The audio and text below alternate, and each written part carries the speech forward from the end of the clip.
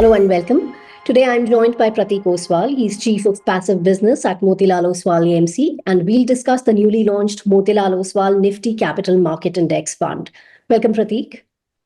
Hi, Ruchira, and hi, Value Research. Thank you for having me out here, and looking forward to this conversation. Thank you. Great. Good to have you here. Now, to start with, this fund focuses on companies that power the capital markets, the exchanges, asset managers, depositories, brokers. So, why do you think should investors look at this behind the scenes ecosystem as a standalone investment theme? Yeah, we, in our, mutual fund company, we are very, so we want to launch funds where the themes are very interesting, where we believe the themes could be on a standalone basis, very heavy wealth creators for investors over the long run. And that is the goal behind why we launched thematic funds at our AMC. So this particular theme, which is the capital markets theme, I'll be honest, this is a little bit of a biased fund because you and me, both of us are part of this ecosystem, and I think we've chosen well. I think we believe that the entire sort of growth story of India, which has unfolded over the last 25, 30 years. We all expect it to continue over the next 25, 30 years. A lot of that growth can be, accessed and can be invested through the stock market, through the capital markets. We believe that in the last 15, 20 years, the asset class that has given the most amount of return in India has been, equities as an asset class. And we believe that if you look at global markets, this asset class will continue to do very well. This theme is very important because we believe that while the capital markets, while the stock market is growing at 10, 15, 20% a year, we believe that the companies that help us as investors give access to the stock market, or the companies that are providing the infrastructure to this capital market, will also benefit a lot. As more and more investors today are getting exposure to the capital markets, and we believe that there are very many sort of underlying drivers, which in India, where more and more investors are looking at changing the savings pool, from your traditional instruments like FDs and savings bank, towards more of a financialization, where people are looking at insurance, people are looking at mutual funds, direct equities. As this move happens in India over the next 15, 20 years, this theme will do really well for investor portfolios. All right. Now, with India seeing record demat account openings, and as you also mentioned, the retail investor participation increasing, do you think this fund captures the pulse of India's financial revolution, and how does it align with the evolving habits of Indian savers? Yeah, so let's first break down the opportunity. I believe that people need to know what the opportunity is, and even though we've had a lot of growth in the last 4 years, the potential is quite tremendous that we have in front of us.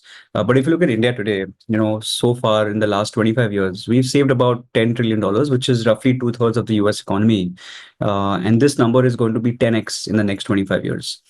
So we are going to save approximately $100 trillion over the next 25 years. And this is just basic compounding. But what is really important is that the nature of savings have also changed in India in the last 25 years time. Just in the last 12 years, if you look at overall, financial assets, mutual funds and equities was just 2% of financial assets in India 12 years back. And that has moved to about 14% today. So you're looking at a almost sevenfold increase in the amount of financial assets that have grown in the country.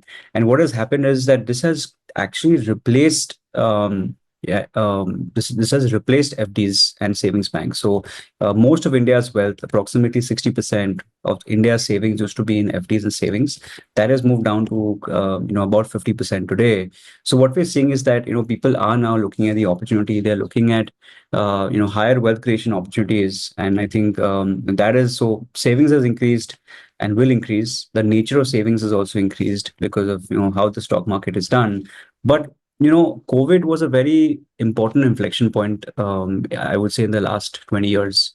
The entire theme of digitization has really led towards an explosion in the number of people who are now accessing the stock market. Since the start of, the Indian capital markets, we had grown to about 3 to 4 crore demat accounts. That number has become 4x in the last 4 years. So, what we've done in the last 20, 30 years has become 4x in the last 4 years. So number of demat accounts today have grown to approximately 70.5 crore investors. The number of IPOs, the number of, even capital market, the amount raised by capital markets, India is now in the top 2 or top 3 countries in the world with the highest number of IPOs and number raised. So the ecosystem has also become a lot better. And also the trading liquidity. If you look at the markets, most of the trading activity used to happen in the top 50 stocks. Today, it's become a lot more broad-based. If you look at the NSE trading volume, that is grown, and the number is crazy, but 367 times in the last 15 years. There's no industry which has grown by 367 times. So the trading volumes have just absolutely exploded. And also, as we all know, mutual fund industry with their SIPs, lump sums have also grown tremendously. SIPs are now close to 25,000 crore.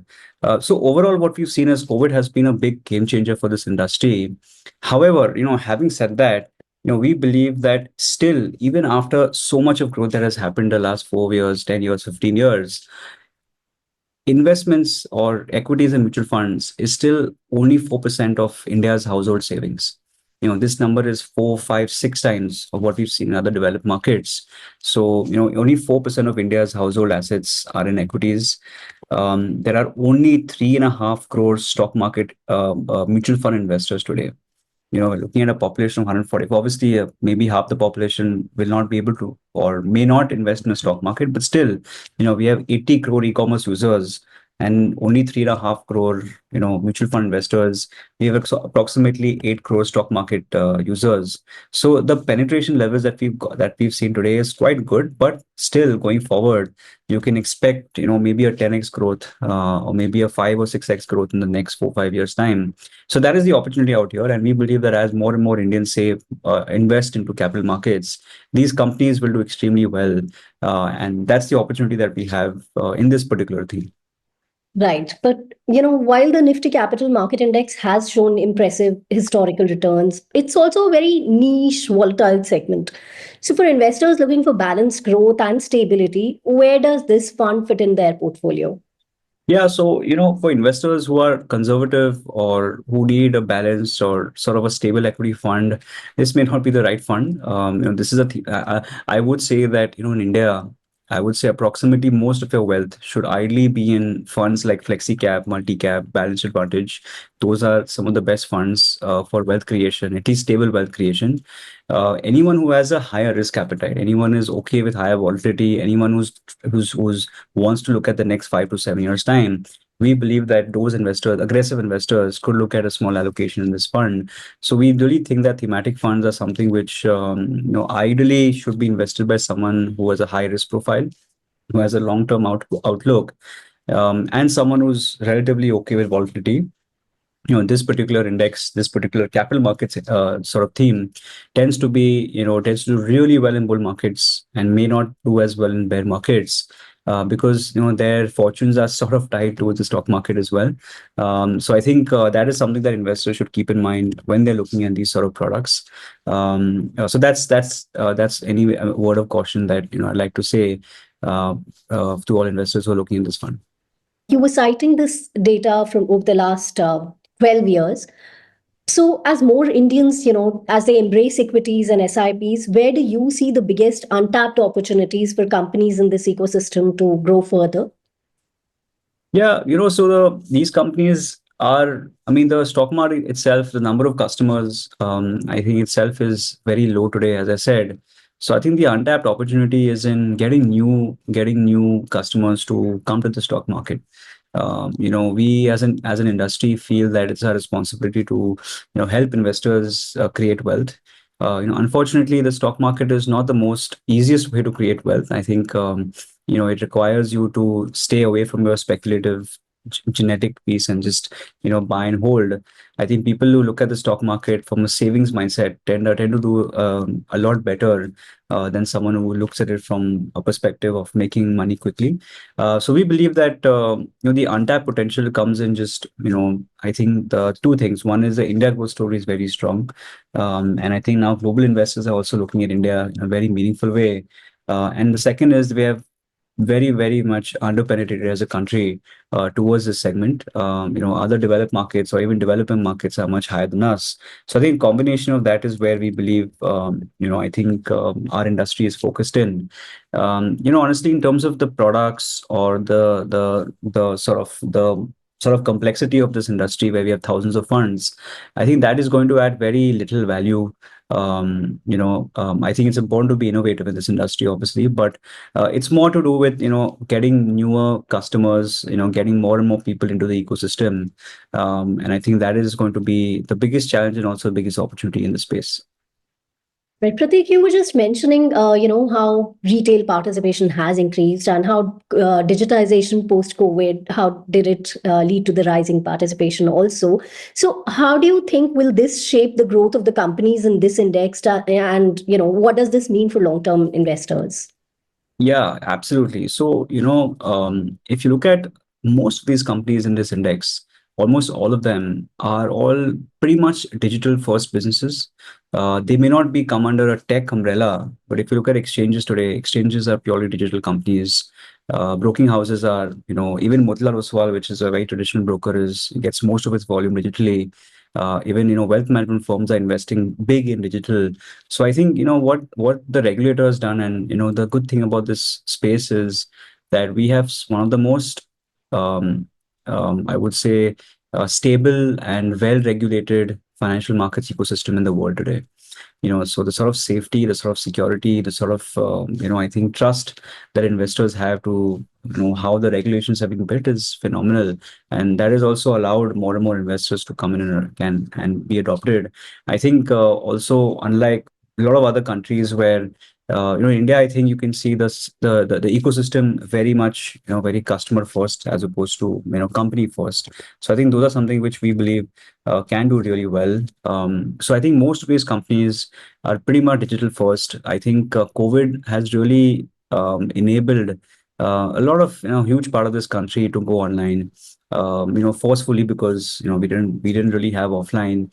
KYC has been very much eased. It used to be a very lengthy paper process that's become completely digital, and also opening of demat accounts and trading has also been really easy. Now people can trade on the go, they can trade on their phones, which wasn't really the case. So I think the customer mindset through COVID, which has gone digital, has been very well received. And lastly, also there's this huge new crop of investors that are coming to discount brokers. I think discount brokers have really opened the market. I think I would say most of the incremental new customers that are coming to market are coming through discount brokers. So I think that ecosystem, and also mutual fund platforms, those sort of platforms and ecosystems have really helped new investors come.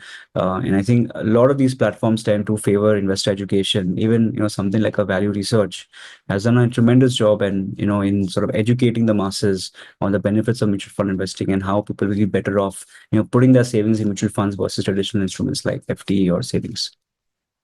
Right now, we were just discussing how India's financial habits are gradually shifting to equities and mutual funds, but how the penetration is still low and there is scope. So, how long should investors stay invested in this fund to benefit from these structural changes that are happening? Yeah, so this space, as you said, is very niche. This index itself has a track record of only 5 years. So it was and it's only, I think, 15 stocks in this index. So very new age industry, I would say. There weren't that many listed companies in the space 5 years back. So it is a space where you can come in very early. Also, there is no large cap stock in this segment. So it's all mid and small cap. So you're looking at a space where there are no large cap stocks, space which is very new, very niche, and which is very sort of tied to the fortune of the stock market, which we believe is going to be very good. So we believe that investors who have a risk appetite, higher risk appetite, investors who have a long-term horizon, we would advise investors to have a minimum 5 to 7 year, minimum 5 years, to look at in this particular fund. Maybe an SIP also could be a good route to create wealth in this fund. Also very important is that investors should, really, I would say, not look at this from a day-to-day or a month-on-month performance, because thematic funds tend to be a little bit more volatile. Also, people keep asking me, what are the expectations that investors should have? When you're investing in a thematic fund, Ideally, your expectation should be that it should return more than the index, a broad-based index like a Nifty 50 or a Nifty 500, and that should be the expectations over the long term. I think when you're investing a thematic fund, you are investing in something which is much riskier than say a Nifty 50 or a Nifty 500. So essentially, you should ideally expect it to make more returns. So I think investors should ideally expect maybe 2, 3, 4% sort of an outperformance over the long term, maybe 5 years plus. That those are very meaningful expectations. If it's more than that, then it's fine. But I think those are good expectations to have for anyone looking at this particular index, because historical performance has been quite incredible. I think investors should understand that trying to replicate the historical performance is not something you should expect. Maybe those might be a little bit too high expectations, but something meaningful like 3%, 4% outperformance maximum over the broad-based index should something over the long term, I think is a much better expectation to have from these sort of funds. All right, well, Pratik, it's time for us to wrap up this discussion. Thank you for joining us and sharing your perspective. It's been a pleasure having you. Thanks. Thanks for having me. Thank you.